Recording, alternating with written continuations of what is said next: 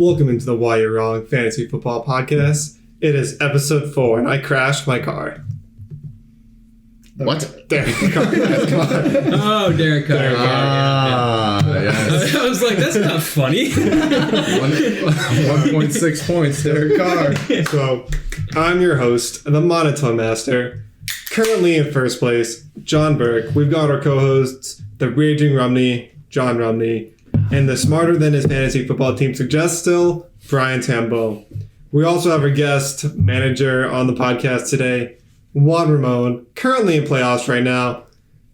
To the much distraught of this table and wonderment of the rest of the league, he is in playoffs. It is a week 13. It's the last game before playoffs. There's a lot on the line.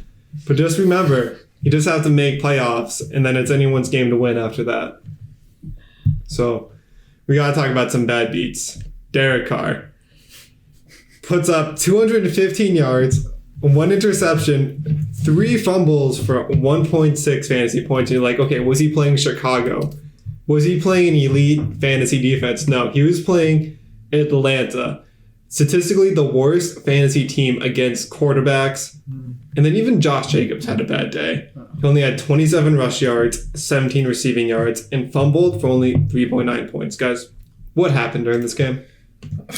I think his true colors came out in his team. He decided to start Derek Carr, who got 1.6 points when he sat Carson Wentz, who got roughly 19 points. So that was definitely a bad beat there. Do have to give him credit to Josh Jacobs because he did get hurt in the middle of the game. However, Josh Jacobs cannot score touchdowns. Therefore, I do not think his fantasy relevance is going to be very much helpful for Juan when he's going to lose this week and be out of playoffs next week. Wow. John, do you have any outlook on what happened in that game? Because my view on this is I was watching the score of the game. I wasn't actually watching the actual game, and I was like, what the hell is happening? This is an Atlanta team that apparently is incredible because they just played way out of their league, and they didn't even have Julio Jones. They didn't have Todd Gurley.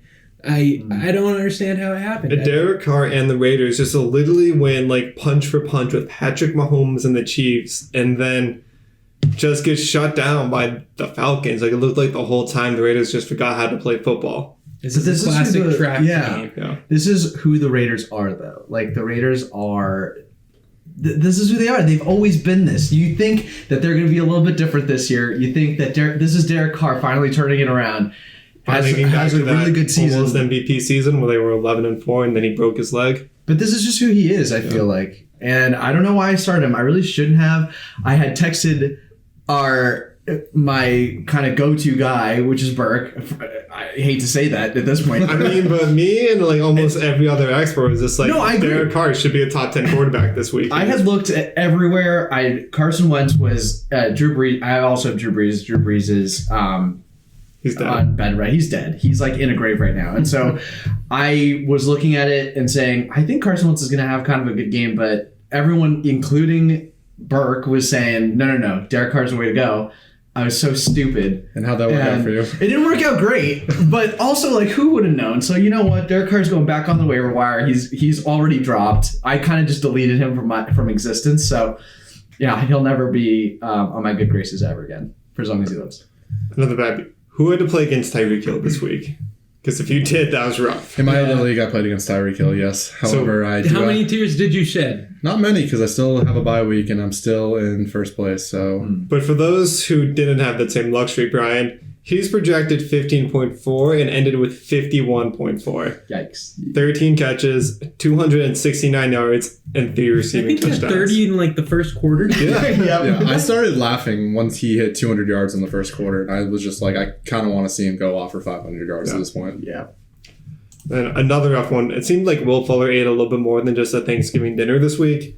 6 catches, 171 yards, 2 touchdowns, followed up by a suspension for the rest of the season. He's a cheater, just like his fantasy manager. Yeah, we'll get to this later in the podcast, but yeah, it hurts as a Will Fuller owner in another league. It's he's been a great asset and all year, and then just right at the time you really need him coming into playoffs, right? You couldn't hold out on the test a couple weeks.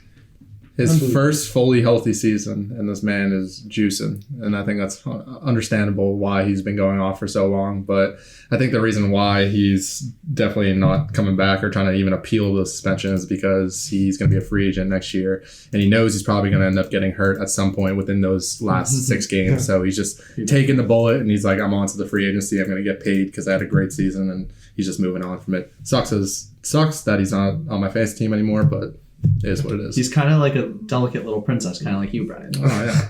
It's kind of like Derek Carr, 1.6 points. Some other high horses out there. If you had to play at Bronco, they bucked for no fantasy points this week. There was only one completion, Noah Fant for 13 yards, and that's about it. I mean, I had the Saints defense, so I was just having a great day. Yep. It's I don't know how you start anybody on that offense this week, and if you did, you got balls, and it didn't pay off for you. No. Except that Hinton dude that was the quarterback. That some people are like, oh, he's the quarterback, he might get some points. No, I think he finished with negative points. He did. Yeah. Do you know he was working in sales 2 weeks ago? And then he got called up from the practice squad, and they said that you don't know anything, but we're going to throw you in there anyways. That's and the crazy. man got 1 completion. They probably could have put you in there. I probably would. That was literally the game where we needed anyone to play quarterback, and like he now has a story that he got to start in an NFL game at quarterback. That's sick. You gotta respect that. He was pretty happy. And honestly, for the first quarter, it was pretty close. You had texted me, Burke, and you had said, "Hey, sneaky good start. I Quarterback said- for the Broncos, sales I guy." said- Start my wide receiver. I was like, "Man, I didn't know Brian Tambo was going to play this week for the Broncos." As a long shot, because you were just aiming for anything at this I point. was aiming for anything. It was a sad, pathetic week, but not as pathetic as Brian Tambo. So Is this going to go on all podcast? 79.5 points. Aiden equals communism. Yeah, let's take a All right, shot. I need to bleep that out of YouTube. But Guys, to move on to the first Why You're Wrong player on our podcast today, John's pick, Allen Robinson. On the season, he has 108 targets, 71 receptions, 829 yards, 5 touchdowns. He averages 13.5 points per game, and he's the wide receiver 15 on the year, but he was drafted as a wide receiver 8. So tell us what's up with A-Rob, John. What's up with A-Rob? I know you guys scoff when you guys hear Why You're Wrong, Allen Robinson. Why you're wrong with Allen Robinson is because he is actually a good receiver. 1, on a terrible Bears team. 2, he gets about 10 plus targets a game. And 3, the Bears are always down, so they always have to throw the ball. So they will just feed Allen Robinson the ball. So why you're wrong? Start Allen Robinson every single week you can. he actually unfollowed all of his teammates, and Anthony Miller said this is a joke on Twitter. Therefore, the wide receivers on the team are not very happy with Trubisky and Foles' performance. He is solid because he gets a lot of catches, but I don't know how productive he's going to be in the fantasy playoffs, so I'd watch out. So looking at A-Rob's fantasy schedule, he has the Texans, who are the 15th worst at defending receivers, the Vikings, who are the 29th worst, and the Jaguars, who are the 25th worst. So he does have a really nice playoff schedule. But kind of looking at his quarterbacks, would you rather have Trubisky or Foles, John? I'd rather Brian Tambo start. I really would. He's lefty. Put him in lefty. Go He lefty. would do better. Put me in, coach. It's I mean, they both feed him, so as long as he's getting the looks, I'm okay with it. But in reality, they both suck, and he could be on any other team in the NFL, and he would have better production than he does now. So just looking at the way each quarterback has played this season, and when Trubisky has been in, A-Rob actually averages 14.2 points, and when Foles is in, he only averages about 8 points. It's mainly because when they get to the end zone, Trubisky is always looking at Allen Robinson, when I feel like Foles is looking at other guys. Yeah, I can agree with that. It's stats don't lie, but I like the way Trubisky played last week in a losing effort. He fed him 13 times, or he tried to at least, and Tried to. Yeah, Keyword. 8 for 13. That's not terrible. It's not good, but he did score the 2 touchdowns that saved me. So shout out to Mitchell Trubisky. I hope he starts next week. All right, the next guy on the list. Why you're wrong. Wide receiver Calvin Ridley. Brian. He has put up 86 targets, 54 receptions for 797 yards and 7 touchdowns. He averages 15.2 points per game. He's the wide receiver 11 on the year, drafted as the wide receiver 17. Yeah, no, Calvin Ridley is an absolute monster, and he's a top 3 wide receiver. I'm going to tell you why. Every time someone says that Julio Jones is out of the when Julio Jones is out of the game, everyone says that Calvin Ridley sucks. Actually, in the 3 games that Julio Jones did not play, Calvin Ridley in week 3 had 14.2 points on 13 targets, 5 catches, and 110 yards. Yes, 5 catches to 13. That's more Matt Ryan than Calvin Ridley. However, in week 5, Julio did not play again, had 10 targets, 8 catches, and 136 yards. And in week 12, he had 9 targets, 6 catches for 50 yards, and a touchdown. He is missed 2 games, and he is 11 points behind Keenan Allen, who is sitting as the 5th best wide receiver right now. So if he played in those 2 games and he's putting up 14 points, he's right there in the top 3. If he played those 2 games. A lot of ifs here. So if he played those 2 games, yes. On the year, Calvin Ridley, as you mentioned, is the only one in the Falcons offense not affected by the rule of Julio, where if Julio doesn't play, you don't play them. On the year so far, he's been balling out. He's only had 1 game that he's hurt you where he goosed. Then I don't really count the game he got injured because he got injured, but he hasn't scored below 11 or 14 points the rest of the season. So he's been killing it for you, but he actually does a very hard road when it comes into playoffs. He has the Chargers, who are the 5th best against receivers, the Bucs, who are the 13th best, and the Chiefs, who happen to be the 3rd best against receivers this year. It seems like Calvin Ridley, you can play him no matter what, but with the hard matchups end of year, are you expecting anything different, or are you expecting to be kind of let down versus what he's done this season? So Chargers, Bucks, and Chiefs, I just hear garbage time, garbage time, garbage time, and I hear Calvin Ridley dropping 20 in all 3 of those games. Fair Case point. closed. Case closed. Well, what about Julio's health going into it? I'd rather Julio be there because it takes the coverage off of him, and then he just goes deep for like 80 yards and catches a touchdown. Yeah, he catches more touchdowns with Julio in the lineup, but he gets more targets when Julio's not there. So Yeah. there's a win-win situation, I guess. Yeah, that's true. Win-win. All right, now to move on to the next guy. Why we're wrong about Robert Woods. This is Juan's pick. Bobby Trees. He has 87 targets, 61 receptions, 679 yards, 5 touchdowns, and then 20 carries for 115 yards and 2 touchdowns. It's the wide receiver 13 on the year, drafted as the wide receiver 22. 22. I mean, well, I think my pick's better than both years. I'll start with Brian's because he's averaging. Who's your pick again? What's his name? Calvin Ridley. Oh yeah, Calvin. He's averaging 12.6 points per fantasy game, whereas Bobby Trees is at 12.5. So you had to draft Calvin Ridley in the early rounds, where you could have sat back into the later rounds, round Probably. 4, I don't round know if 5. that's true. It It's is about true. That's how it worked out in our round league. and a half later. That's how it worked out in our league. And Bobby Trees has more points than Allen Robinson, Chris Godwin, DJ Moore, AJ Brown, Juju, Amari Cooper, Scary Terry, Cooper Kupp, all these guys that were all drafted ahead of him. And I think it was you, Burke, who had said that he's kind of a boomer bust guy, and that couldn't be further from the truth. He's the most consistent guy for me. There's been 2 weeks. Yeah, there's been 2 weeks where you expected him to perform better than he actually did, the Seattle game, which isn't really fair to say because we all know Seattle, that's a huge rivalry game. They play him hard every time. And then the other one was Chicago, when Chicago was top 5 defense, still is top 5 defense. Cornerbacks had him on lockdown. But other than that, he's consistently always getting you between 10 to 12 points and then has that explosiveness where last week, if it wasn't for him, I would have absolutely gotten crushed, destroyed by Chris's team, and I would have had no chance to this week go ahead and beat Brian and claim my position in playoffs. So. Right. So my take on the Boomer, he's Mr. Consistent. He's always been on a Mr. Consistent. First 8 weeks of the year, 10, 15, 13, that's the range you're expecting because he's not going to get the touchdowns, but he's going to get the yards and the receptions. Then the last 4 games, where it's just either it's boom or bust is what I was trying to say. Because in the games you were expecting him to do something because they might be down or they might be more of a pass-heavy option, he did nothing. And then in the 2 games where you're like, well, I don't expect him to do much in this game, he drops 20-plus points.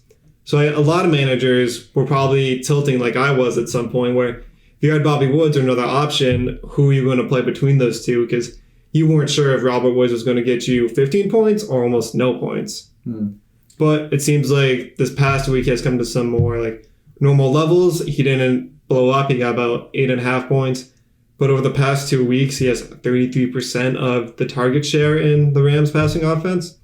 And the next 4 games, are against 3 teams ranked in the bottom 7th against wide receivers. This is Arizona this week, the Jets in week 15, and the Seahawks in week 16. So it looks good for Bobby Woods, but I'm worried that it's going to look good. I'm going to play him, and he's going to give me nothing. Well, he's also great after the catch. I mean, obviously Cooper Kupp takes a ton of attention away from him, but he's just been the I guess this year with how my team's played out, it's really been a disappointing year, even though I'm still in the top 5, probably going to make playoffs. I don't know how. But he's just been the most consistent guy for me. And I guess maybe it's the model consistency that I just love, but the fact that he can explode and have these games where he's putting up 24 points, 18 points, 19 points, 24 points again, I just love that. I love that explosive potential. He's on my 10-2 team, and he's my number 3 receiver, and I think he's great too. Well, that's why you're 10-2. And he's my number 3 receiver. Oh, that's crazy. Are you guys ready for the number 4 why you guys are wrong player? Let's hear it. Oh, here we go.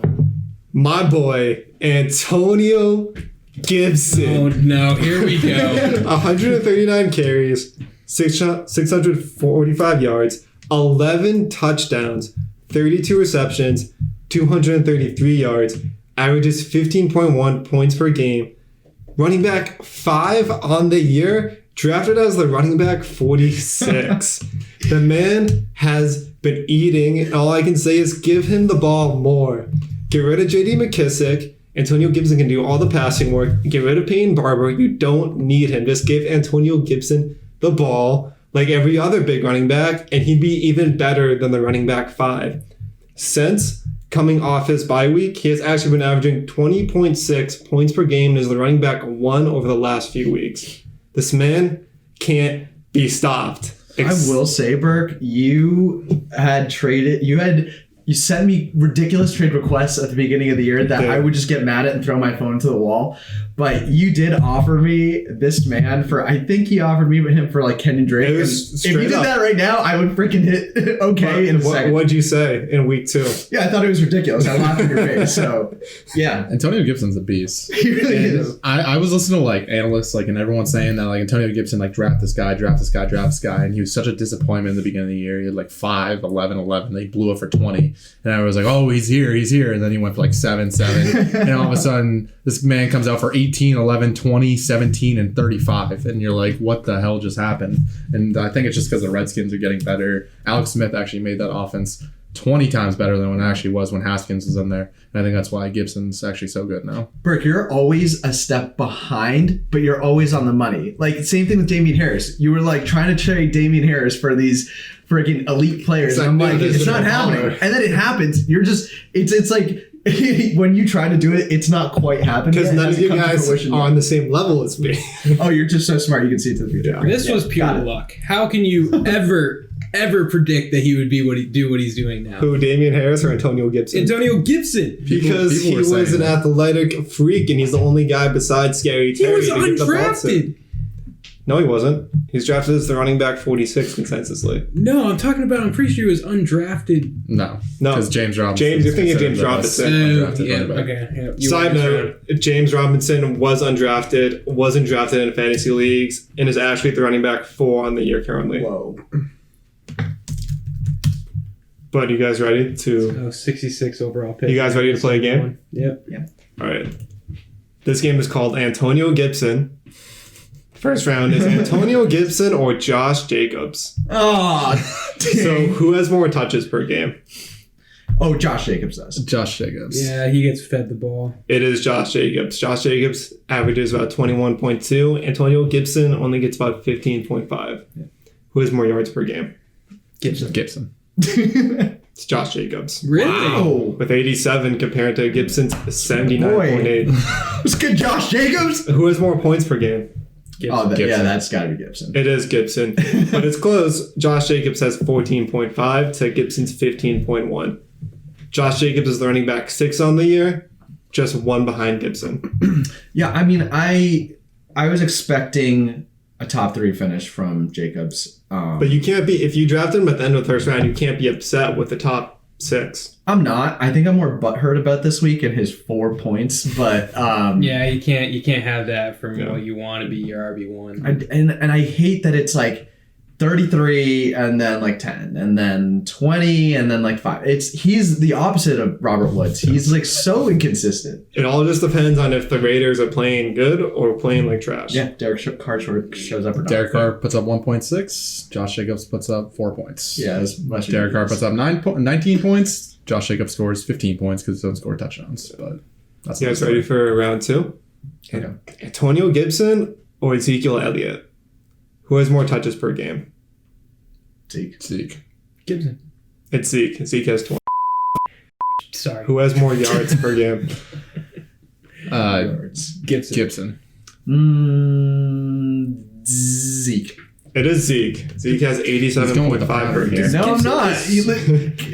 Who has more points per game? Gibson. Yeah, Gibson. It's definitely Gibson.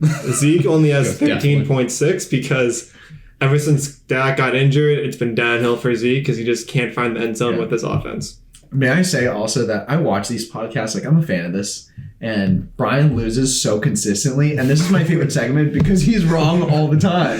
I think the first episode, I almost got every single one right. Yeah, I don't think so. Out of like You 9 check the questions. tape, I don't know. Yeah, I mean, go back and watch it. Round 3. Antonio Gibson or Kareem Hunt? Who has more touches per game?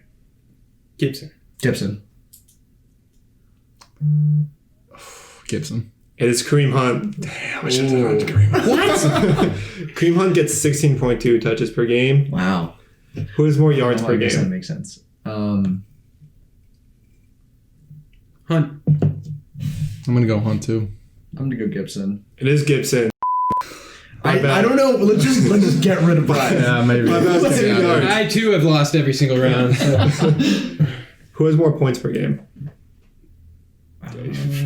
Gibson. He's a top 5 RB. Yeah, so. obviously. It is Gibson. Kareem Hunt gets about 13.2, but 13.2 as the running back too. By the way, if you're watching this and you want to drop in the comment section, remove Brian and replace him with me, go ahead, feel free. We'll listen to the feedback. All right. I'm down to play this game after, by the way. We're going to just take a quick, short TV timeout before we get into our next segment, the hard to swallow. Welcome back into the hard to swallow pill segment of our podcast. Our first hard to swallow pill up on the board was the quarterback for the New Orleans Saints once pick, Drew Brees. On the year, he had 2,196 passing yards, 18 touchdowns to 3 interceptions, averaged 18.3 points per game. He's quarterback 22 on the year, but drafted as the quarterback 7. How do you feel about this one? Yeah. I have a feeling that Drew Brees is having a hard time swallowing right now. Oh, that's messed up. Yeah, I hate Drew Brees. The days of Drew Brees putting up 40-point performances in a dome is just gone. Like, it's just over. And that's my hard to swallow pill, because when I drafted him, I was like, oh, this is a steal. Like, I thought he was gonna for sure go in the top 4, top 5, but someone was gonna bite on him and he wasn't gonna be there for me. And it's so tough. I understand Michael Thomas was hurt for, a good amount of time and whatever, but even with Emmanuel Sanders there, you think he has a burner and he can go ahead and just swing the ball over the top. He can't anymore. He just doesn't have the arm strength. He still has the accuracy, which is great, but it's been the Alvin Kamara show the entire year, just dinking and dunking, and just he's so immobile. He gets hurt so easily. He was gonna retire. He should have retired. I don't know why I'm still like just wanting him to be what he once was, because I next to Brady, he is probably my second favorite quarterback to ever come through the NFL, just because he's such an awesome dude. I've had him before in leagues where I've won the championship, so I'm still clinging to that hope that he can ride off into the sunset. This is magical, but I'm almost glad that he's hurt. Like, so that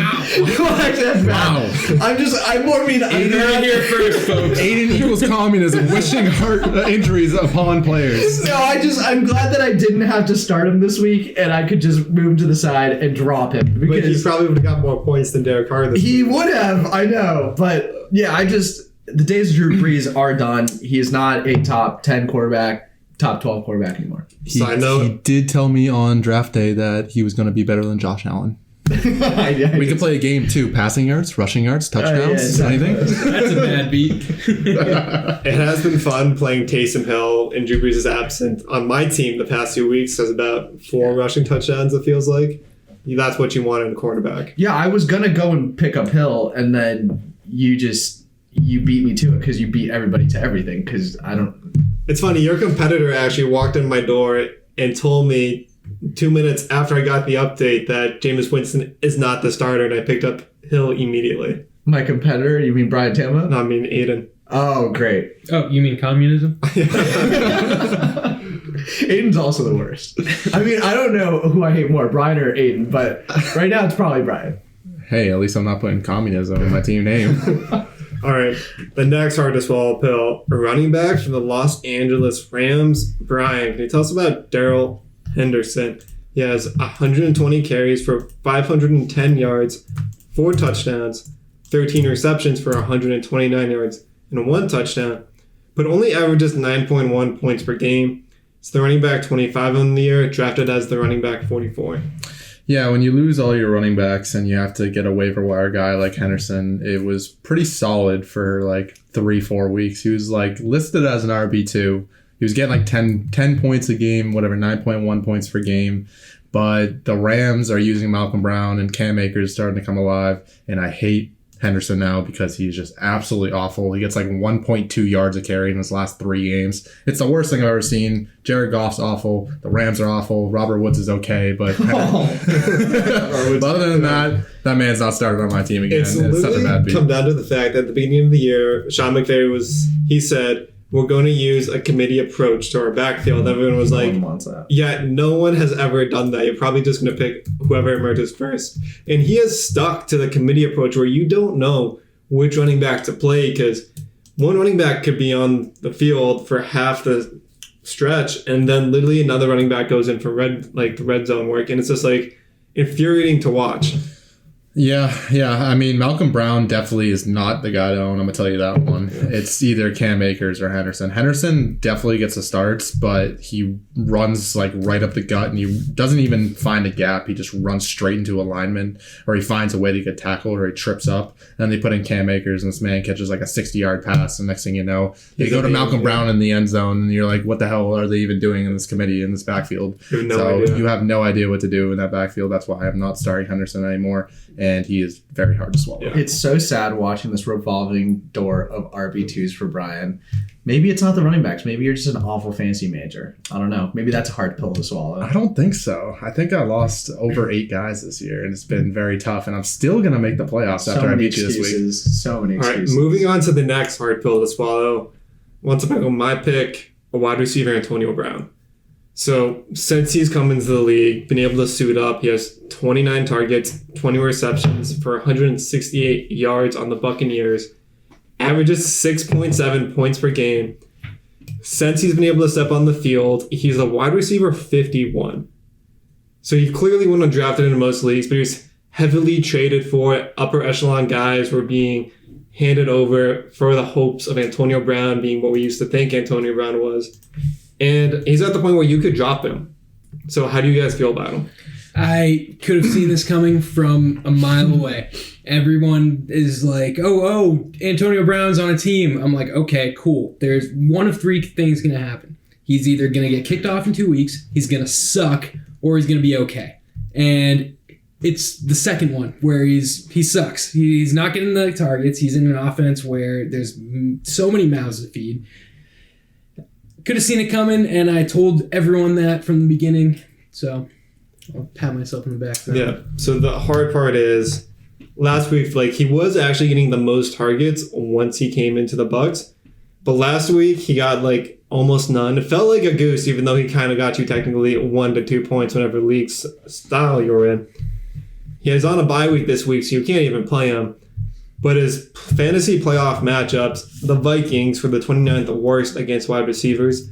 Atlanta were the 31st worst against wide receivers.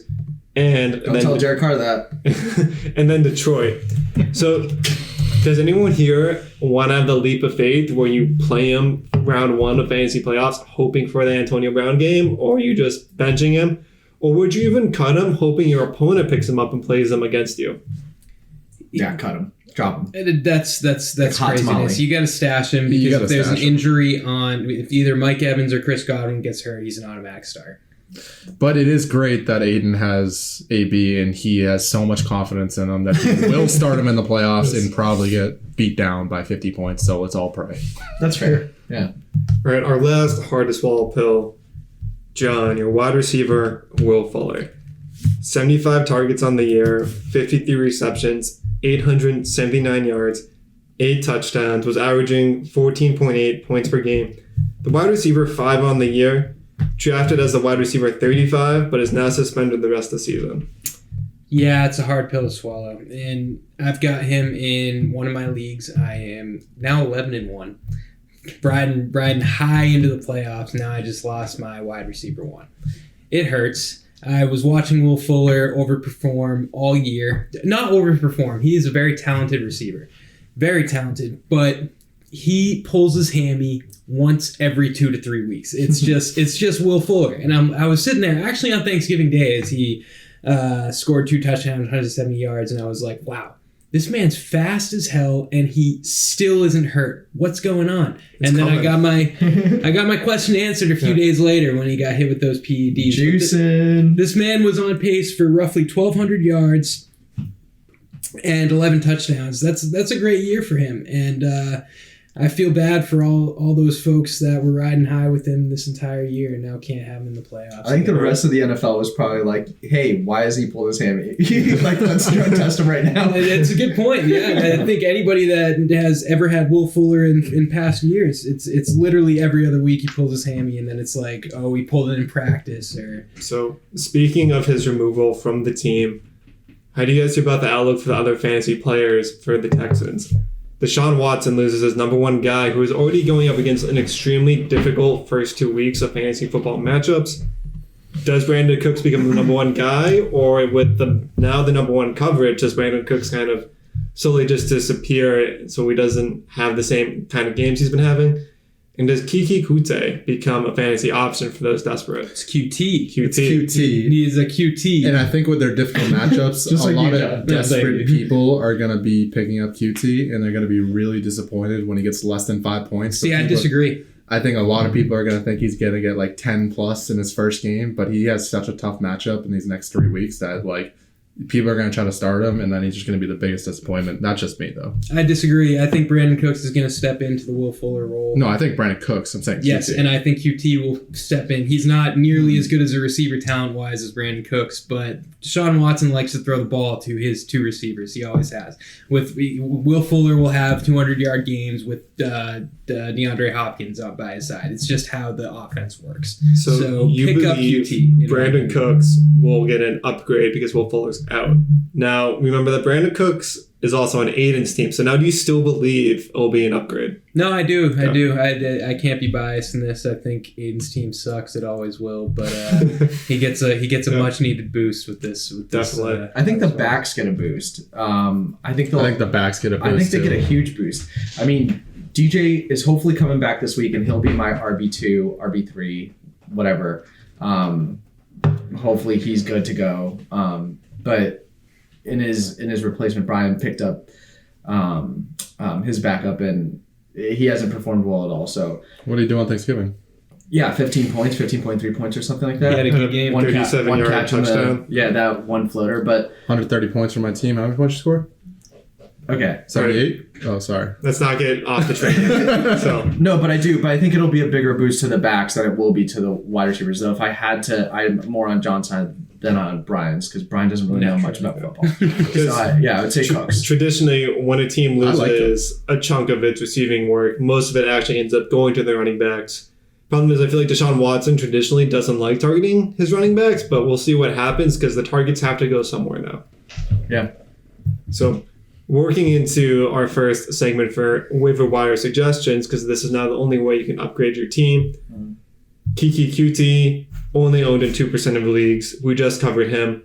Another guy who's still floating out there, who I mentioned last week, Rashad Perryman. He's only owned in 12% of Yahoo leagues. Last 3 games, he's had 238 yards, 3 touchdowns. Definitely a boomer bust guy. Alan Lazard is out there in 39% of leagues. In his return, he went 4 for 23 and a touchdown. He was averaging about 5 targets per game before he got injured. The thing is, can he reclaim a role in this offense and be Aaron Rodgers' number 2? Aaron Rodgers has showed he can support a number 2, and with the season he's having, it'd definitely be worth trying to start whoever might be his number 2 guy. Then another name who just came back from injury and played in his first game in a few weeks, Sammy Watkins. He's owned in about 44% of leagues, averaged about 5.8 targets a game before his injury. The upside is he's part of the Kansas City offense. The downside is he's probably the 3rd option in the Kansas City offense. So, like, out of these guys, like, who would you believe in the most to go grab or worth trying to put your first waiver pick for? Definitely not Sammy Watkins. Yeah, definitely not Sammy Watkins. Probably Lazard, just because Aaron Rodgers just slings the ball and has not been stopped, honestly, since week 1. The man's a freaking machine out there. He does throw to Devontae Adams way too much, but Lazard has proven when he's on the field that he scores 10-plus points every single week. And I think that MVS, it definitely takes a step back once the Lazard's in the lineup. But then again, it's like, I feel like they could also share down the stretch. I feel like they could share points. Like, one's going to get 15, the other one's going to get 2, and one's going to get 2, and one's going to get 15.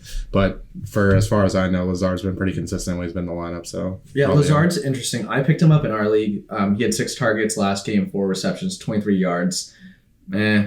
Love the targets, especially on that offense. Receiving touchdown, which salvaged his day with 10.3 fantasy points. That was awesome. I'm in this weird spot where I'm like, okay, Alan Lazard, Marvin Jones, Nelson Aguilar. Who of these 3 guys is the standout, and who can I get rid of? Because I don't need 3 fringe wide receiver 3, wide receiver 4 people on my team. I just don't need it. So I'm curious to hear what you, John, have to say. Do you agree? Would you say Lazard is kind of, one step above the other guys I'm mentioning, or even someone else on the wire? Yeah. I think you want a piece of that offer, that offense wherever you can. So you got to keep 2 of the 3: Marvin Jones, Nelson Aguilar, Alan Lazard. Marvin Jones. Jones and Lazard. Yeah, no. Marvin Jones is the wide receiver 2 on that team without Galladay. Yeah, with Galladay. What? Wide receiver 1 without Galladay. He's only been relevant we when got Danny Galladay... Amendola was a slot guy. Well, he's had back-to-back 7.6 and 7.8 points without Galladay. So yeah, there's a lot of mouths to feed in the Packers offense, and I think if any receiver is hurt, you want the wide receiver 2, maybe even 3 with MVS or Lazard. But Marvin Jones is the guy out of the 3, I think. I would say so too. Even with Aguilar coming up on the Jets this week? Yeah. Do you want to start anybody on the Raiders after starting Derek Carr? Absolutely not. All right. Exactly. Now to move on to a position that's even more scattered, the running backs. Some options out there. Brian Hill on the Falcons. Todd Gurley doesn't play. He's worth a start. He's owned in 46% of leagues now.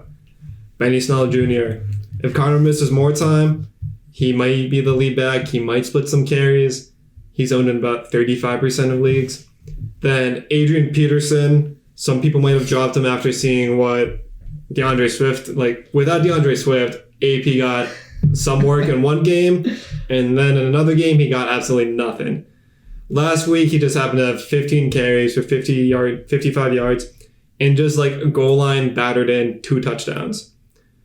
And then some league-winning handcuffs that you need to have on your roster if you have their starter. Alexander Madison. We also saw Dalvin Cook almost get hurt again. Madison's only owned at 32% of leagues. Tony Pollard, if Zeke goes down, he could be a league winner, owned in 19% of leagues. And then Jamal Williams, if Aaron Jones misses time, you're getting additional reps in the offense for Jamal Williams. He's owned in about 60% of leagues. So if he's out there, you want to go stash him.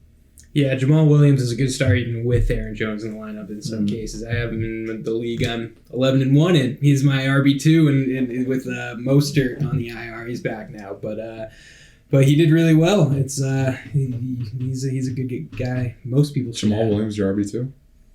In my well, Mostert's back, so. But I started him with I started Wayne Gallman last week.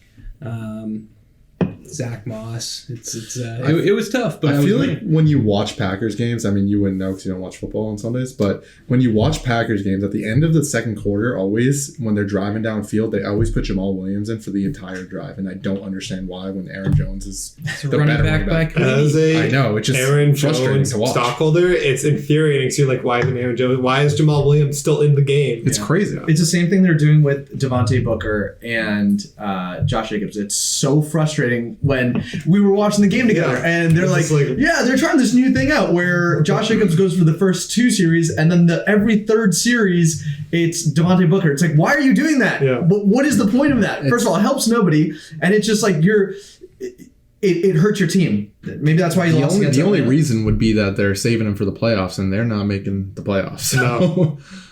No. I would say Tony Pollard is an interesting stash because that offense, the Cowboys' offense, isn't as bad as people think it is. And now that Andy Dalton's back in the lineup, I mean, you can even, going back to wide receivers, Michael Gallup is another guy you can pick up. He had a pretty good week this week. I know you were raving about him last year as like a breakout candidate. Yeah, you were. But maybe don't follow that advice because Brian's usually wrong. So he was pretty good last year. But I will say, if you were going to stash anybody as a handcuff, Tony Pollard's a guy because, I mean, he will go off if Zeke is... If the Cowboys are like, all right, we're wrapping this up, let's keep Zeke on the bench, there's no need to play him. Right now, the other position that's been rough all year for fantasy managers, tight ends. Another guy out there who just had a good week, Kyle Rudolph on the Vikings, had owned in 15% of leagues. Jesus, Brian. Get it together. It's a Yahoo ad. Okay. 8 targets, 7 receptions for 68 yards. Second most routes ran amongst all tight ends this week. I think he had a good day, but I think that is a coincidence because Adam Thielen didn't play. So I think they needed to run him a little bit more. Another guy out there, Jordan Atkins on the Texans. They're having whispers he'll play a little bit more in the slot with Will Fuller being out. He's owned in 4% of leagues. He's expected to get more targets, but he's only had 1 game over 9 points since week 2. Another guy is also still potentially out there, Logan Thomas, the Washington tight end, owned in 41% of leagues. Alex Smith bringing the stability. Logan Thomas had 11.4 points last week, but he has a very difficult schedule to end the year. Then another guy you could take a shot in the dark at, Tyler Eifert, owned in 6% of leagues. Mike Glennon is now the quarterback in Jacksonville. Had 3 catches and a touchdown and finished with 9.1 points, which at the tight end position this year feels really good, unfortunately. Mm-hmm. Brian, you kind of look like Mike Glennon. Total shot in the dark. You're both really ugly. The throwback. Out of these 4 guys, who would you take a chance on? Logan Thomas, no doubt. I mean, what is he getting? 4 targets, 5 targets, 6 targets. That's awesome. That's right in line with most of the tight ends in the top 5. The problem with Kyle Rudolph is exactly what you just said. It's because, what's his name? Adam Thielen. My dude, Adam Thielen was not there. That's literally the only reason. Atkins, that's interesting. But I don't know. I don't feel comfortable with him at all. No, and then if Jimmy Grandpa's still out there, those guys, I think if you're Logan Thomas, you're getting 4 to 5 targets a game, and he's pretty good after the catch. So that'd be my pick. Yeah. Anyone else you'd suggest? If your name's not Travis Kelce, it doesn't matter who your tight end is. Mm-hmm. Yep, you could take a shot in the dark with anyone and have the same payout. Realistically, you just got to get lucky. It's been so depressing. Every year, I feel like with the tight end position, It's awful. Yeah. Like, is it George worth Kittle and Travis Kelce? Is it worth saying, okay, these last 2 to 3 years, it's been especially just so you've been so deprived of talent past the first 2 rounds? Is it worth just kind of targeting A tight end early? Travis tight end Kelce early? is Like, worth is a that second-round pick. is that the new high-end quarterback. Yeah. Is that the new way to go? I think a fun thing, which I'm going to ask you guys to do with me at the end of the year when we're not doing any more fantasy stuff, is talking about looking back on past drafts or talking about strategies going forward for future drafts next year. So I think there's a lot to think about going into what we saw from this year going into next year. 100%. I would say that this draft has changed it, or this year has changed my entire draft strategy for the rest of my life. Because listening to the footballers and people like that, where they're saying, listen, running backs are, and this is just a little teaser, I'm sure you'll get into this later on, but running backs where they're so good right in the first few rounds, and then they have a significant drop off, and so you got to aim for those running backs first. I did that this year, and I wouldn't do that going into next year, because in a league like ours where there's a lot of amateur players, I think about Derek's team, I think about Jake's team, I think about even Brian's, which is an amateur. Seventh place. You really want to make sure that you are drafting based on who the other people in your league, not so much a draft strategy. So before you go into your draft, I would always say, do you know the history of the people you're drafting with? Like, that's really where I would go. So if I'm ever in a league with Brian again, I'm hoping he gets kicked out of this one. I would draft differently. Okay, and that's going to wrap up our waiver wire wisdom section. We'll be right back with this quick commercial break, and we got some fun new segments to talk about going forward when we return. Welcome back into the show, ladies and gentlemen. We're introducing a new segment today. This is our co-host Brian's segment. It's called Skill or Luck. I have no notes. This is all you, Brian. Yeah, so you always come up with games to ask us questions, so I thought I'd switch roles and ask you guys a question. Juan, feel free to answer these questions, but this is more intended towards John and John. Yeah. Wait, are you switching the games because you always lose? Okay, so here we go. Okay, great. Here we go. I'm going to give you guys scenarios, and it's going to be based off of a random team, and I'm going to say, is this team lucky or is it skilled? So first scenario, we're going to start off with first one. Team A. Team A is just an example. They score 77 points in a week, yet their opponent scores 49 points in a week. Is Team A lucky or skilled? How many points? Lucky. Wait, how Definitely many? lucky in this scenario. Because it kind of the team that only scored 49 points, did they play a full roster in their best lineup, or did this player just not set his lineup? No, he played his lineup actually. Okay. How many points did he score? 49 points. Okay. I would say that the best offense is a good defense. And so as a good fantasy manager, what you want to do is make sure that you're playing your best defense. And so, yeah, sometimes you put that out there. And Juan, you don't play defense in fantasy football. No, you do, because a good manager knows how to motivate his team. Okay, so lucky or skilled? I would say very skilled. Oh, so it's actually wrong. It's actually lucky, because no one should ever put up 77 points a week, and therefore they were bailed out by someone who scored 49 points a week. Okay, scenario 2. In a 12-team league, if Team A has the 10th least points for in the entire league and the 10th least points against, yet is still sitting in a playoff spot, is that team lucky or skilled? Very skilled. It's very frustratingly lucky, because I feel like you could be high up with one of those numbers. Like, if you scored like the 10th least points, if you scored like the 10th least, you could get lucky and just happen to play against teams that also didn't do well that week. But if you scored the 10th most points like against, like, that's rough. On average, you should be, if you score the 10th most points in the league, you should be in 10th place on average. And either your record is underperforming or overperforming. If you are above that, you're lucky. If you're below that, you're unlucky. And that it's as simple as that. Correct. I don't know how you get lucky when there's a waiver wire, you're making decisions every day, you're switching players in and out, the opposing team is switching players in and out, people get hurt. You've got to be on top of your game at all times. That's why I'm so against the Yahoo projections, and I know you love them because they cater to you, but it's fake news because they consistently underperform what actually happens, because Yahoo, like you, don't take into account the fact that people get hurt, the fact that people it's football. Like, football is a game of inches and things change every week, every second. So I would say that this team, I don't know what team you're talking about, but I would say that they're very, very skilled. Okay, well, the answer is lucky, because if you do score the 10th least amount of points and the 10th least points against, usually that team should not be in a playoff spot. However, it is very lucky. 2 for 2 for 2, yeah. 0 for 2. All right, last scenario. Team A has 7 wins on the season. It has a 10-point win margin. That means that they win their games on average by 10 points a game. And out of those 7 wins, 5 of those wins they have won by 5 points differential. And 3 of those 5 games, they have been decided by 2 points or less. Is that team lucky or skilled? Sounds like they play well under pressure, convert on third downs, do better as the game goes on. Wait, John, this is fantasy football. Oh, dude, okay. Lucky. That's very lucky.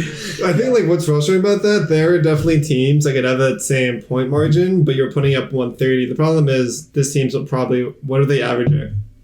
They average around 91 points a game. So I feel like that's when it's more luck, because it's like if your like win margin is like that, but you're putting up 110, 115, 120 a week, and you're just winning because you're playing against a strong opponent, then it's just like, okay, your team is lucky, but it's good. But if you're barely cracking 90, it's more luck at that point to me. But if I'm correct, in week 3 when this team played John's team beat him by 5 points. Right. And so really this team could be 8-5. And didn't John also tell you to play another player that would have won you the game if you played him? He did in this hypothetical scenario did say that. But I agree with John. Like, as fantasy managers, all we can do is put our best foot forward. We don't set up the lineups, or we get to set up the lineups, but we can't project what happens each week. We just have to be prepared. And I think the teams that come over here, not saying anybody's team in particular, but Brian's, that is always making excuses. Oh, my guys are hurt. Oh, my guys, they're sick this week. I don't know, be a better manager and make sure you're shifting your lineup. And so lucky you're skilled. Skilled. Wrong. It is lucky, because if you're only winning games by 1 point and you are averaging 91 points a game, you should never be in a playoff spot at this moment. Congrats to you guys for going 3 for 3. Juan, you have gone over 3. We may as well kick him out because he knows nothing about football. And to reveal Team A, we have Juan Ramon's fantasy football team. Everyone, congratulations. Woo! I will say that Yahoo Sports has said that I was going to come in last place, said I was going to lose every game, and yet I am sitting in 4th place right now. We'll jump down to 5th or 6th place, but I'm still going to beat you next week, and I'll be in playoffs. I think the game just established a lucky fantasy team rather than a skilled one. Well, Yahoo couldn't predict the Jake and the Messinas and the Derricks in our league. Like, right. If you even have a brain, you will finish above. Sure, but they still said, on top of that, guess who had the number 1 toughest schedule? And I'm not talking about the Patriots. It was me. I had the number 1 ranked toughest schedule out of everyone in our league. Projections, though, because you have the 10th least points against, so therefore you don't have the toughest schedule. You have one of the easiest. But the way that the projections laid out at the beginning of the year, it was, I'm going to have the toughest road the entire season. And that's why I was really projected to come in last place. But what happens sometimes, you get lucky. You don't get lucky. You're a little skilled. You're plugging the right players in. You're picking up the right defenses. You're making the right moves. You're grinding. You're grinding. Are you kidding me? Yeah. You put up 77 points. The other team puts up 49. That's a good week. Brian, I'm sorry you're one of the ugliest people I've ever seen in my life. All right, to move on. You're just jealous. I want to say some hurtful things, but I'm not going to. This is the in defense of Juan. Juan, we're talking about your trade from 3 weeks ago with Jake. At the deadline, you traded away, at the time, Amari Cooper, wide receiver 21, Kenyon Drake, running back 23, Latavius Murray, running back 38, for Joe Mixon, who is the running back 25. Since that trade, Amari Cooper has averaged 15.6 points per game. Kenyon Drake has averaged 15.4 points per game. Oof. Latavius Murray has averaged 13.4 points per game. Joe Mixon was placed on IR immediately after your trade went through and has not played in a single game. So I'd like to think that for the sanctity of fantasy football, you want to have guys on here that are knowledgeable. I really don't know why you have Brian on. But I'm going to step away from Brian for a second. I'm going to say, John, is he officially a co-host? He is officially a co-host. That is so Yeah. wrong. And again, in the comment section, if you just want to drop something that says, please remove these guys, go ahead, and hopefully you hear the feedback.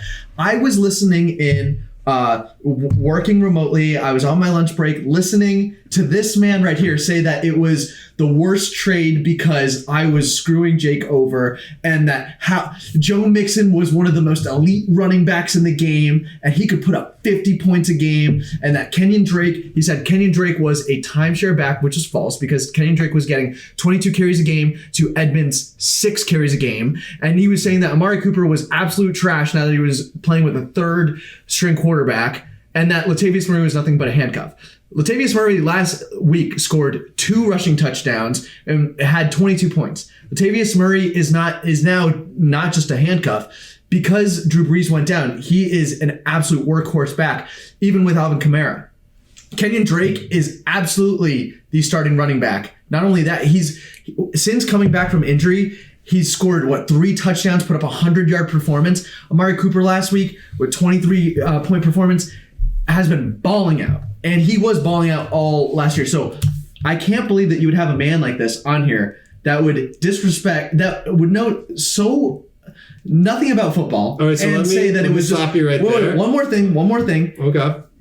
When you go to make trades, the way that you see whether it's a fair trade or not is really based on the overall context.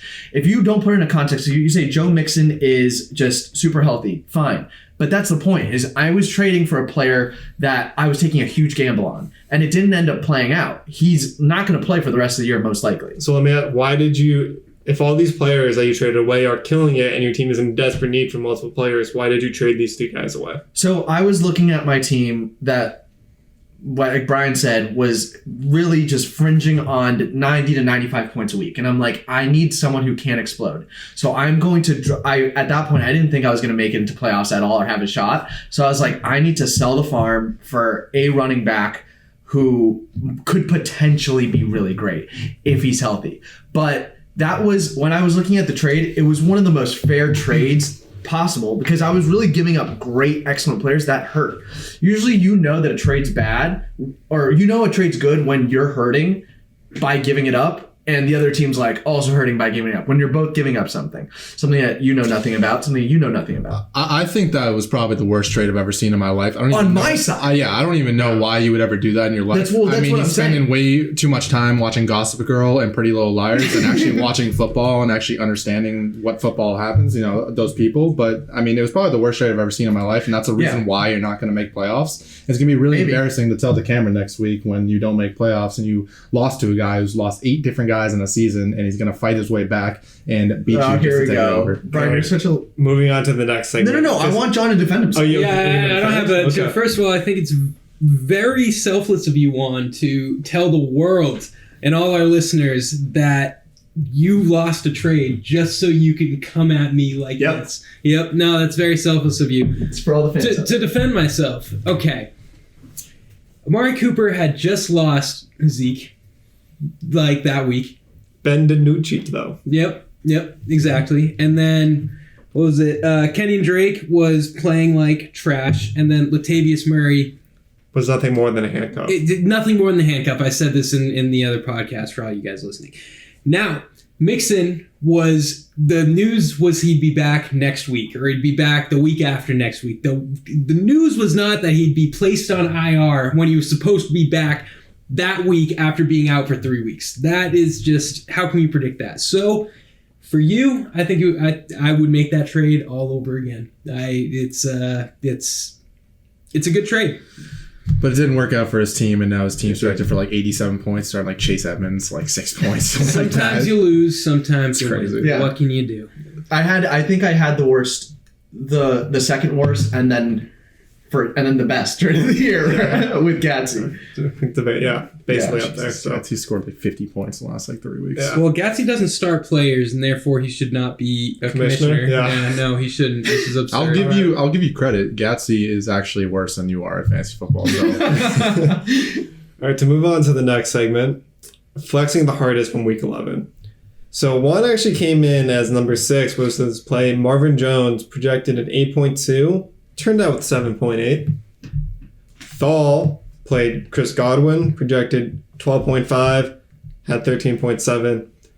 Derek, I'm basically going off who ended up as being the flex guy because it always goes back and forth. Devontae Parker projected 11.7, ended with a nice 15.9. Now Jake, surprisingly, had Mark Cooper in his flex. Had 11.3. It hurts. It hurts. And he was actually his third best wide receiver play. Ended with 20.2. Now Nick Messina played Jarvis Landry, who's only projected a 10.3, ended with a 24.3. And then your host, the monotone master, played his boy, Choo-choo. Antonio Gibson, projected only 13.4, finished with 34.1, could have had a 4th touchdown, was frustrating, but a nice 34.1 helped me win my week this week versus Andrew. If Antonio Gibson asked to take your mom on a date, would you say yes? Yes. I do have to say in the last podcast we did put Will Fuller as my flex in that segment. Yeah, And Will Fuller was clearly the best flex player. he was. See how Brian needs to kind of elevate himself? 'Cause he Second to sucks. what Antonio Gibson would have done. What's that? 10th most points in the league? 10th points against? Wait, sorry, where are you right now currently? I'm in 7th. I'm Okay, about to beat great. you. Yeah. You can't pick your own player.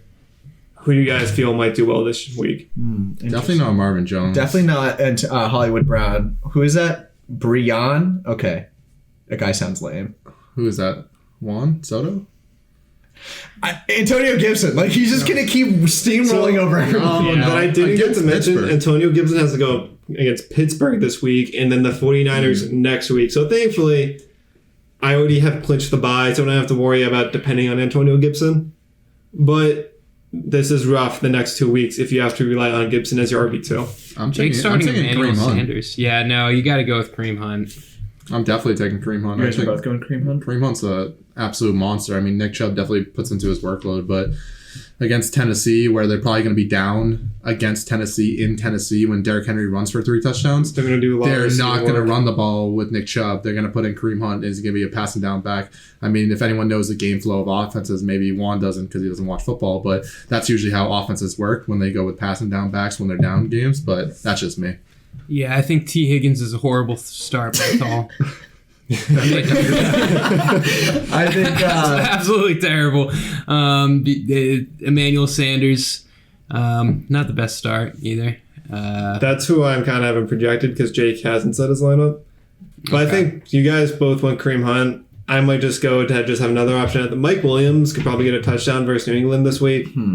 Gilmore's going to be on Allen, so that means Williams will have the less intensive Will coverage. Gilmore be he'll- on Allen, though? J.C. Jackson. baby. J.C. Jackson. What are you is talking about? Actually graded higher than Yeah, Gilmore. don't ever interesting. disrespect the Patriots like that. Especially not our you corners. never know what they're gonna do. They like to double cover the top guy, and then especially with Keenan Allen in the slot, they might just Yeah. throw 2 guys, high-low them, and then put Gilmore and Mike Williams take. Gilmore out- just take shut them down out. Hopkins for 3 catches for 27 yards too.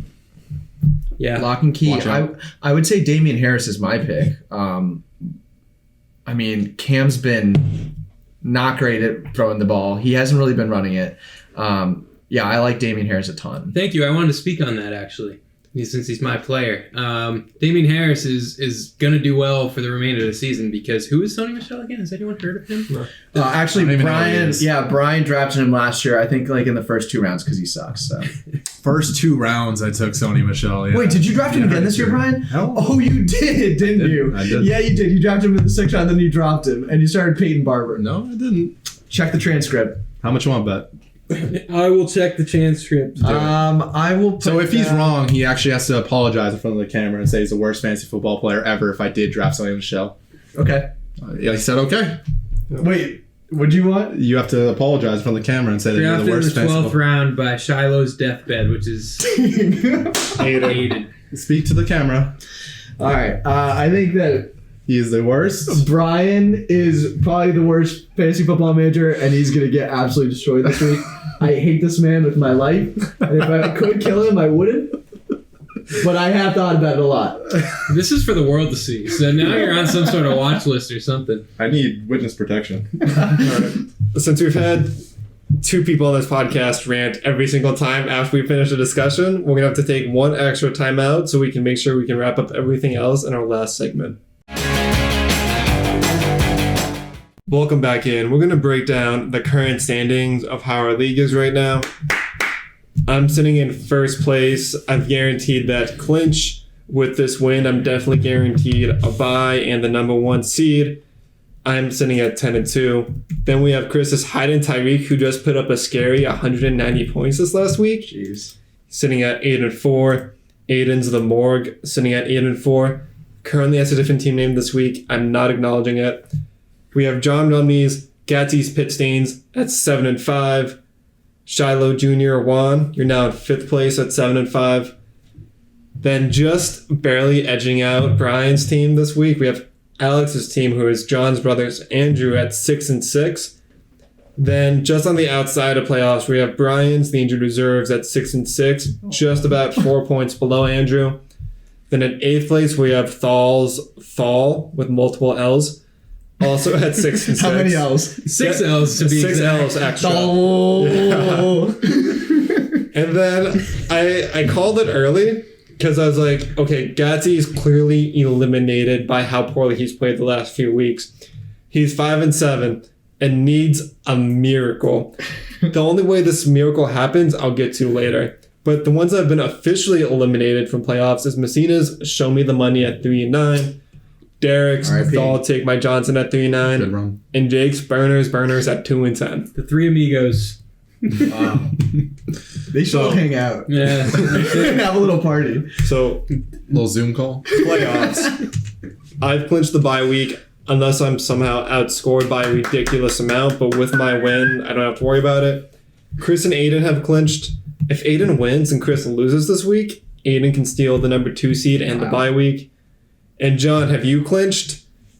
You have a soft clinch, you technically have, but for some reason, at worst, you go 7-6. And if Thal, Brian, Andrew, Andrew, they all win, you would have to somehow score almost no points at all to be bounced because of the point lead that you have. Okay, that sounds good. Which is the I'll be sure to definition start of my a team. skilled fantasy manager, I must say. Thank you. Here we go. I appreciate that.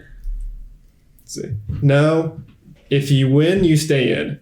1, you're 7-5. If you win, you stay in. But if you lose to Brian, It's not going to happen. you get bounced if Andrew or Thal win due to the point difference. Andrew stays in if he wins. But if he loses to Messina, he can get bounced if Brian or Thal win. And if he loses to Messina also, but Brian loses, he'll stay in if he keeps the point difference versus Brian, which is only by 4 points this week. That's right. Now, the playoff hopefuls. The ones on the outside looking in.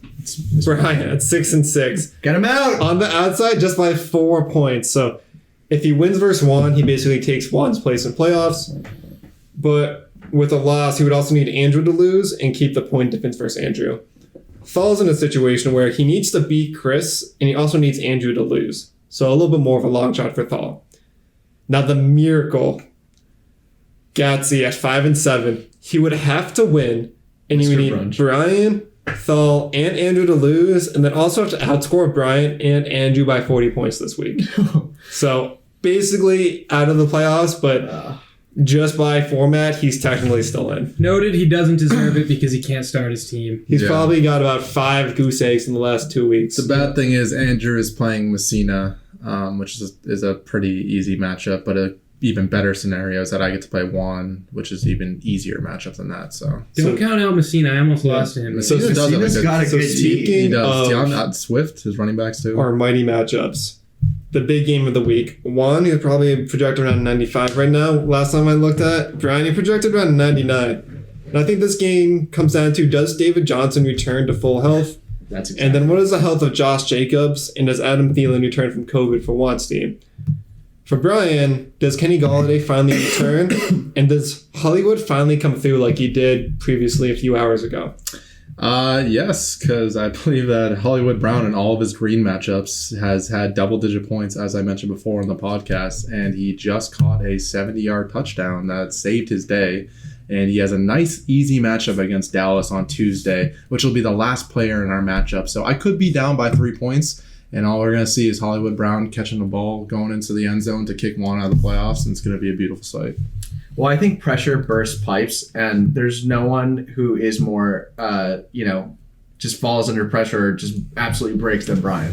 And I did once walk in on him putting on women's lipstick. I don't know why that's relevant, but I just feel like our viewers need to know that. I will say I've been looking forward to this day probably since I was born.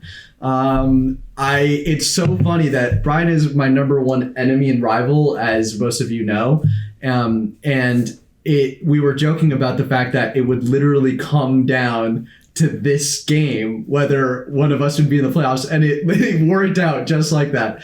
So it's insane. I'm definitely going to be on the edge of my seat the entire week. It's going to be an intense week for sure. You're watching football with us? I think I'm going to have to make a guest appearance on Sunday because this is too good to pass up. If I'm losing, I may not. I'm just kidding. I'm kidding, Brian, because that's not going to happen. I'm going to win this time. All right. We'll see what happens. But I will say one thing that I am kind of bummed out about is just I want to make sure that all of my team is ready to go. So I lost Will Fuller. Shut up. David Johnson, if you're out there, your head hurts a little bit, take a nap. I want you back. I want you in the starting lineup. Get me those 12 to 13 points. Adam Thielen, I need you to come through, baby. I really need you. Who else? Chase Edmonds, if I throw you in there, I need a touchdown. Come on, man. And really the quarterback is, listen, Carson Wentz. If there's anything left in the tank, come on, Carson, baby, I need you. This man does not deserve to win, and I need this victory. This sounds like a man who is stressed out. Yeah. If you guys want to, I'm fired up. I'm not stressed out. I'd like to weigh in. One, he just told a guy with concussion to nap, which is what you're not supposed to do. Two, you are begging and pleading to whoever's listening to have your fantasy players perform. This is a low of the low for one. Listen, I will say, to give Brian credit, his trash talk, like, my team is such an underdog. I was not supposed to be in this position, but you know what? I believe in my players, and I work hard. I grind with Burke by my side as my wingman. And Brian, you are the evil villain. Like, if you want the good guy to win, you want me to be victorious here. And I just don't want to see a pathetic excuse for a fantasy manager take this. I think you've talked crap about every single player in the league in our fantasy football group text that they want me to win so bad, so you just shut up for the rest of the year. And that's probably what's going to happen, but I'm going to let my players do the talk and you can keep stressing out and crying. I have to disagree. Pretty Little Liars and eating ice cream in your Who would you prefer to win? From the standpoint, I want one of you. I don't care who wins because I think it's just going to be comedic for me to watch the breakdown. But if I had to look at the teams and decide which team do I not want to play in the playoffs, it's Brian. I don't want Brian in the playoffs because I don't want to play against them. But if Brian makes it in, congrats to him. I just hope his team doesn't come back to full health if I have to play him. Well, what does it also say about a fantasy manager who was projected at the beginning of when we first started week one? What was it? You were projected to come in second or first or something like that? No, that's actually a good question. And now you're in ninth, and that's because of your bad breaks and people are getting hurt and boo-boos here, boo-boos there. I just feel like you're full of excuses all the time. List of these players who are probably better than anyone on your team. I lost Godwin at the beginning of the season in week 2. I lost Galladay in week 4. I lost Marlon Mack, kind of irrelevant because Jonathan Taylor was in there. They had all these other guys. Marlon Mack. Drafted Marlon Mack? Yeah. Marlon Mack's a solid player last year. You also started Peyton Barber, just for the record. And you started Derek Carr with 1.6 points. Anyways, I lost Ridley for 3 weeks. I lost Gaskin for 4 weeks. Oh, Gaskin? And I lost McCaffrey. Gaskin? Really? Yes. Yeah, Gaskin was having a good. Do you watch football? Any Miami running back that is competent is going to be putting up the same. Yeah, weighing in on this, you can't just say Gaskin is a waiver wire guy. You can't just say, "Oh, I picked him up and then he got hurt." Like, "Oh, I lost him." Gaskin's an RB2. Oh, here we go. Yeah, RB2 coming off the waiver wire. Wow, that's hey, what happened to Le'Veon Bell? He was second in red zone. That's like if Berkey picked up, which he did, Taysom Hill, and then Drew Brees came back. So, I lost Taysom Hill. Brian, you're so full of excuses. I'm so sick of it. All right, moving on to the next game, guys. Andrew versus Messina. They're both projected around 110 points when they put their lineups in. For Andrew, does Kamara return to form? Because ever since Taysom Hill took over, Taysom Hill has taken away Kamara's touchdowns, I believe. I feel like with the way they play with Taysom Hill, they would rather have Latavius Murray in the game because it gives them a much better run attack, and they don't want to rely as heavily on the pass because they're worried about Taysom Hill making a mistake. Yep. Completely agree. When Drew Brees in the game, he feeds him reception-wise too. He will catch touchdown passes, he will run for touchdowns, and he will catch eight balls a game. It's just not happening with Taysom Hill. It's a different offense. Yeah, I think the same thing. I think Kamara's definitely take a step back. He might be better than a couple other running backs, maybe like, I don't know, like Josh Jacobs or Chase Edmonds. A guy that you had all season, Brian, and have dropped, who's been picked up and currently being played by Messina, Le'Veon Bell. Do you think Le'Veon Bell could steal another touchdown from Clyde Edwards-Helaire this week? I hope. For the sake of, I need Messina to win, so I'm hoping that I gave him a gift and I was like, here, take Le'Veon from me and start him so you can beat Andrew, but I don't see it. That man is just atrocious. I also need Messina to win. It's funny, first thing we agree on. So, Messina, if you listen to this, please come through this week. However, he does have James Conner and Swift, so I doubt he even starts. Do you guys think James Conner is back and healthy for Monday Night Football? Yeah. You all feel pretty confident about that? Especially if he has 2 negative tests. Okay. Another matchup that affects both of you too. Chris versus Thal. Chris is projected a scary 120 points right now. Thal's barely cracking 100 with 101. For Chris, though, does Deshaun Watson still perform without Will Fuller? Yes. I think we all assume so. Yeah. And for Thal would need Lamar Jackson to eat the Dallas defense to have a shot. No Robbie Anderson, though. He has another guy on bye. Chris just shot 190. Tyreek Hill and Devontae Adams over probably his entire team. I mean, no disrespect to Thal. Thal's a good guy, but you're just going to get Don't like Thal. Thal's not a good guy. No, we don't like Thal. I'd like to make it known that Thal texted me at the beginning of the week is like, what did he say? Something about, can't wait for you to take this L.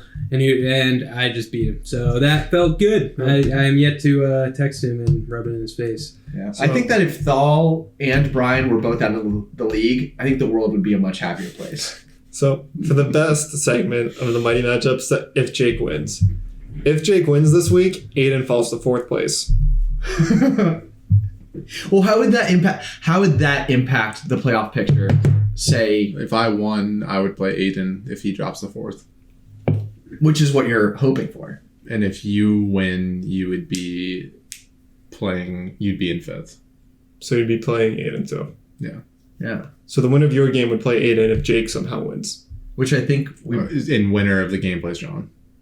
And if Jake doesn't win, Aiden has a 3rd seed, so the loser of your game would potentially play Aiden. Yeah, I mean, can I just be honest with everybody at this table and with our viewers? Like, I don't care if I win a single game in the playoffs. I just want to make sure that Brian's not in the playoffs. I will do I'm in the same scenario. I will do anything at this point to make sure we're both out of the playoffs. If Brian is getting there, I'm dragging you, man. You're not getting in there. Like, I'm pulling you down. It's going to be a great week. So, final remarks, make sure to like, subscribe, and share with your friends. It's a waiver wire day. It's a weird day for the waiver wires, but see at this point when this comes out, check who got dropped because they might be helpful to your team if someone else had to make a really split-second decision because they needed a win this week. Don't celebrate your victory too early. If you win this week, you could easily be bounced first week of playoffs. Also, remind players to adjust their lineups unless you are playing them. Don't play... Yeah, that's about it. Do you guys have any other remarks? I am starting a GoFundMe page for Brian Tambo. So if you guys want to... I'm throwing him a little pity party. So if you guys want to donate to that, I think we'll drop the link somewhere. You'll see me on the podcast next week when I beat him. Just be ready. Cheers. Cheers.